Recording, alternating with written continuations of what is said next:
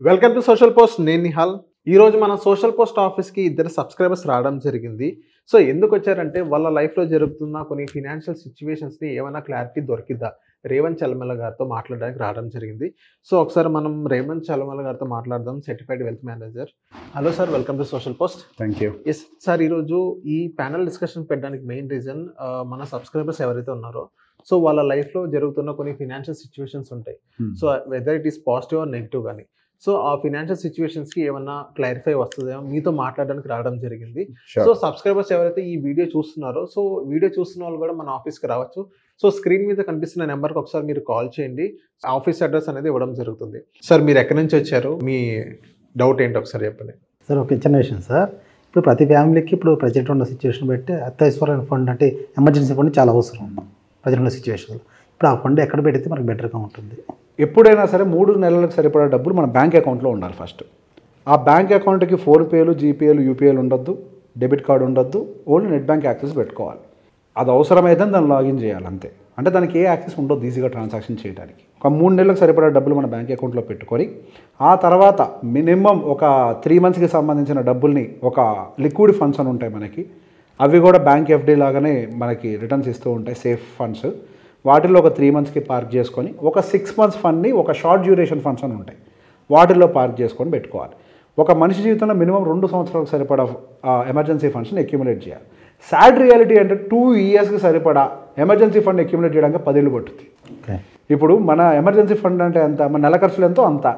మన నెలకి 50,000 సంపాదిస్తే 40,000 ఖర్చు వస్తుంది అని అంటే 2 సంవత్సరాలకు సరిపడా దాచిపెట్టాలంటే ఎంతకాలం పట్టుద్ది? సో బేసిక్గా ఒక సంవత్సరానికి సరిపడా దాచిపెట్టి ఆ తర్వాత నుంచి మ్యూచువల్ ఫండ్స్లోనే ఎక్కడ పెట్టుబడులు పెట్టుకుంటే గుడ్ థింగ్ ఏంటి అని అంటే మ్యూచువల్ ఫండ్స్ లోన్స్ ఇస్తారు వెంటనే.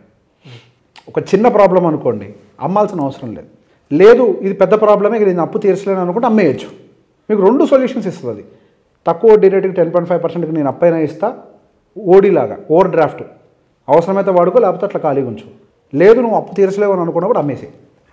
సార్, మనం ఇలా కూడా పెట్టుకోవచ్చు. ఇప్పుడు 3 మంత్స్ ఫండ్ ఒక నెట్ బ్యాంక్ పెట్టేసి ఎటువంటి యాక్సెస్ ఉండకూడదు, యూపీఐ అని చెప్పారు. సో అదే అమౌంట్ మనీ ఆటో స్వీప్ పెట్టుకోవచ్చు కదా? ఆటో స్వీప్ అన్నా కానీ మన ఎఫ్డీలోకి తీసుకొని వెళ్ళిపోయేదే. So auto sweep is also fine. Auto స్వీప్కి ఒక లిమిట్ అమౌంట్ ఉంటుంది, 10,000 రూపాయలు. ఇప్పుడు బ్యాంక్స్ ఆటో స్వీప్ తీసుకొచ్చాయి. మనం ఒక బ్యాంక్ అకౌంట్లో మినిమం 10,000 అండ్ అబోవ్ ఉండే ప్రతి 1,000 రూపీస్ డినామినేషన్, 5,000 డినామినేషన్, 10,000 డినామినేషన్ ఎఫ్డీలోకి వెళ్ళిపోతుంది. సో అదైనా సరే ఆటో స్వీప్లో పెట్టుకోవచ్చు. ఆటో స్వీప్లో పెట్టుకొని మనకు అవసరమైనప్పుడు, అంటే ఎఫ్డీలో ఉంది కదా బ్రేక్ చేయాల్సి వస్తుంది ఏమన్నా కంగారు కూడా అవసరం లేదు, ఆటోమేటిక్గా పెట్టుకోవచ్చు. Auto sweep is also good option. ఒక 3 మంత్స్ ఆటో స్వీప్లో పెట్టుకొని మిగతా డెట్ ఫండ్స్లోకి వాటిలోకి షిఫ్ట్ చేసుకోవచ్చు. 1 ఇయర్ ప్రిపేర్ అవ్వాలి. ఎందుకు? ఒక యాక్సిడెంట్ అయింది, బెడ్ రెస్ట్లో ఉన్నాం, మరి ఎప్పుడు రికవర్ అవుతామో తెలియదు కదా, 3 మంత్సా 6 మంత్సా మనకు తెలియదు. ఒక 1 ఇయర్కి ప్రిపేర్ అయ్యామనుకోండి, ఇప్పుడు తొందరగా రికవర్ అయిపోతాం. మనం 1 ఇయర్కి ప్రిపేర్ కాలేదనుకోండి, ఆ బాధ వల్ల తొందరగా రికవర్ అవుతాం. డబ్బులు లేవన్న బాధ వల్ల. సగం మందికి ప్రాబ్లం ఏంటంటే టైంకి వాళ్ళ దగ్గర డబ్బులు లేకపోవటమే, దానివల్ల ఇంకెక్కువ ఇదైపోతారు. డబ్బులు ఉన్నాయనుకోండి ఏ ప్రాబ్లం రాదు. ఈ జనరేషన్లో ఎక్కువ షుగర్లు, బీపీలు వస్తున్నాయని చెప్పేసి అంటారు. దానికల్ల కారణం ఏంటంటే వాళ్ళు తినే ఫుడ్డు, వాళ్ళు పీల్చే గాలి, వాళ్ళు పడే టెన్షన్ అని అంటారు. యాక్చువల్ కాజ్ ఏంటి అని అంటే మన ఇంట్లో ఉండే డబ్బులు ప్రాబ్లమే. మనం పని చేస్తున్నా అదే ఆలోచిస్తాం, బండి తోలినా అదే ఆలోచిస్తాం, ఫ్రెండ్స్తో మాట్లాడినా అదే మాట్లాడతాం. అసలు స్ట్రెస్ మొత్తానికి కారణమే అప్పులు. ఒక ఫండ్ ఇట్లుంది అని ఒక ధైర్యం ఉంటుంది చూసారా, ప్రశాంతంగా రాత్రి నిద్రపడుతుంది. ఒక ముద్ద లోపలికి వెళ్తే తిన్న దొరుకుతుంది, ఏ హెల్త్ ఇష్యూస్ రావు. సార్, ఇంకొకటి, మనము గోల్డ్ కానీ మనీ కానీ ఎన్లో ఇన్వెస్ట్ చేస్తే బెస్ట్ అంటారు? లైక్ రెస్టారెంట్సా, లైక్ ఏదైనా వేరే డ్రెస్సెస్ దాంట్లో, అంటే క్లోతింగ్ ఫ్యాషన్లో, లేకపోతే జ్యువెలరీ, దేంట్లో ఇన్వెస్ట్ చేస్తే బెస్ట్? ఓకే, సో బిజినెస్ అనేది ఇక్కడ చాలా broader picture again. So business చేసే ముందు మనం ఏం చేస్తాము, సహజంగా మన ఫ్రెండ్స్, కొలీగ్స్, వాళ్ళు వీళ్ళు ఒకళ్ళు చేసింది చూసి వాళ్ళు చేసే దాంట్లో బాగా డబ్బులు వస్తున్నాయి కదా అని చెప్పేసి కొద్దిగా ఉత్సాహంతో అందులోకి వెళ్ళిపోతూ ఉంటాం. బిజినెస్లో జరిగే మోస్ట్ కామన్ ప్రాబ్లం ఏంటి అని అంటే మనం ఏ అనాలిసిస్ చేయకుండా దిగుతాం. అసలు నాకు సంబంధించిన పనేనా అది? ఫస్ట్ మనకి ఇది క్లారిటీ ఉండాలి. ఇప్పుడు ఒకవేళ నా షాప్లో ఒక వ్యక్తి రాకపోయినా, అంటే వర్కర్ రాకపోయినా, నేను దిగి చేయగలిగే పనేనా అది? నాకు దాని మీద పూర్తి అవగాహన ఉందా లేదా? ఇప్పుడు మనం జాబ్ చేసేటప్పుడు మనం చేసేటువంటి పని మీద మనకు అవగాహన ఉంటే సరిపోతుంది. కానీ ఒక వ్యాపారంకి అట్లా కాదు. ఫైనాన్స్ మీద అవగాహన ఉండాలి, మార్కెట్ ట్రెండ్స్ మీద అవగాహన ఉండాలి, కస్టమర్ని కన్విన్స్ చేసే దాని మీద అవగాహన ఉండాలి, ఒక టీమ్ లీడర్ లాగా టీంని మేనేజ్ చేసే దాని మీద అవగాహన ఉండాలి, లాజిస్టిక్స్ మీద అవగాహన ఉండాలి, లోకల్గా ఉండేటువంటి సమస్య హ్యాండిల్ చేసే పరిస్థితుల్లో ఒక లీడర్షిప్ క్వాలిటీ ఉండాలి. బేసిక్గా business is not for every one.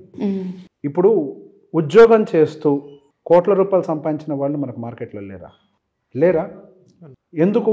వాళ్ళకి ఆ క్లారిటీ ఉంది. నేను ఇందులో అయితే ఎక్సెల్ చేస్తా, నేను అద్భుతంగా పర్ఫామ్ చేస్తా, సో నేను దీని మీదే ఫోకస్ చేస్తా, అక్కడ దాకా వెళ్తారు. ఇప్పుడు బిజినెస్ చేస్తేనే అన్ని అద్భుతాలు జరుగుతాయనేది ఏం లేదు.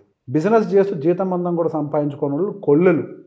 హైదరాబాదులో ₹2 వడ్డీ కూడా సంపాదించలేకపోతున్నారు పెట్టిన పెట్టుబడిలో. రూపాయి వడ్డీ వస్తే ఎక్కువ ఉన్న పరిస్థితులు. వాళ్ళ జీతం మందం వాళ్ళు సంపాదించుకోవాలని వ్యాపారస్తులు ఎంతోమంది ఉన్నారు.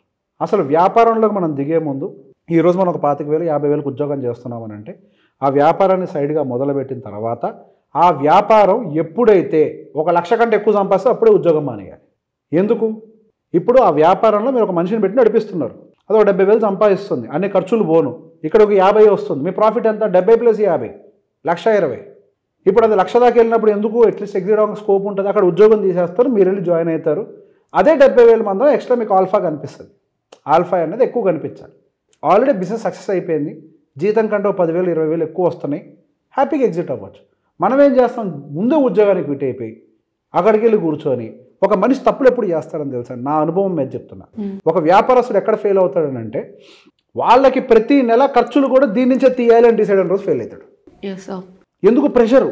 ఈ నెల నాకు డబ్బులు రాకపోతే ఇంటికి నేను రేషన్ తీసుకెళ్ళలేను, ఈ నెల డబ్బులు రాకపోతే దీని మీద పెట్టిన పెట్టుబడి వడ్డీలు కట్టలేను. మీరు డిపెండెంట్ దాని మీద, అది లేకపోతే మీకు గడవదు. ఒక మనిషి ఎప్పుడు కంగారు పడతాడు, అన్ని తప్పులు చేస్తాడు. అసలు ఒక వ్యాపారం పెడుతున్నాము అని అంటే మన దగ్గర దానికి కావాల్సిన లిక్విడిటీ ఉండాలి, ఒక సంవత్సరానికి సరిపడా కార్పస్ ఉండాలి, నడిచినా నడవకపోయినా పంపింగ్ చేయాలి డబ్బులు. ఒకవేళ ఫెయిల్ అయితే ఏంటో ప్లాన్ బి క్లారిటీ ఉండాలి. ఫెయిల్ అవ్వడానికి ఉంటే పాసిబిలిటీస్ అన్నీ ఆలోచించాలి. కీడించి మేలించని ఎందుకు చెప్పారంటే ఇందుకే, కీడించి మేలించు అని చెప్పింది చేసే పని ఆత్మని కాదు. ఎప్పుడైతే కీడిస్తామో ప్రాబ్లమ్స్ అని తెలుస్తాయి, ఆ ప్రాబ్లమ్స్కి సొల్యూషన్ ఉందా లేదా మనం ఎత్తుక్కుంటాం. If you have solution for every problem, go ahead. If you are not finding any solution for a problem, ఏం కాదు చేస్తుంటే అదే వస్తుందంటే అది రాదు. సో ఏ బిజినెస్ పెట్టుకున్నా ఫస్ట్ మనము అంటే ప్రాపర్గా దానికి ట్రైన్ అయ్యి ఉండాలి. ఫస్ట్ ట్రైన్ అవ్వాలి. అసలు మన పనైనా కాదా, మనం చేయగలుగుతామా చేయలేమా, మనకంటూ క్లారిటీ ఉండాలి, కాన్ఫిడెన్స్ ఉండాలి. ఇప్పుడు ఫ్రాంచైజీలు అని ఎంతోమంది వచ్చారు, ఎంతమంది డబ్బులు పోగొట్టుకున్నారు, పర్సనల్ లోన్లు తీసుకొని, గోల్డ్ లోన్లు తీసుకొని. బిజినెస్ అనేది అందరి పని కాదు. బిజినెస్ ఎప్పుడు వ్యక్తిని మోసం చేయదు. మనకు చేయడం రాక బిజినెస్ మనమే మోసం చేస్తాం. అవును. బిజినెస్ ఎప్పుడు ఫెయిల్ అవ్వదు దానికంతట అది. బిజినెస్కి తెలియదు ఫెయిల్ అవ్వటం, మనకి రాదు దాన్ని సక్సెస్ చేయటం. అది మనలో ఉండే సమస్య. అది తప్పు కాదు, అది మనం తెలుసుకోకుండా అందులోకి వెళ్ళటం మన తప్పు. ఒక ప్రాపర్ ప్లాన్ ఉండాలి. అసలు మనం ఫిట్టా కాదా? నా షూ సైజ్ 9 అండి, నన్ను 8 వేసుకోమంటే నా కాళ్ళు నొప్పులు వస్తాయి. 10 వేసుకుంటే లూజ్గా ఉంటుంది, కంఫర్ట్ ఉండదు. నా షూస్ సైజ్ 9 చేయాలంటే నేను ఉద్యోగమే బాగా చేయగలిగితే ఉద్యోగం చేయాలి, నేను వ్యాపారమే బాగా చేయగలిగితే వ్యాపారమే చేయాలి, ఇంకేం చేయకూడదు. అన్ని పనులు మనమే కాదు, ఆ వ్యాపారంలో కూడా మనకేదొచ్చు, మనం ఎందులో ఎక్సెల్ అవ్వగలుగుతాం, మన స్కిల్ ఏంటి అదే చేయాలి.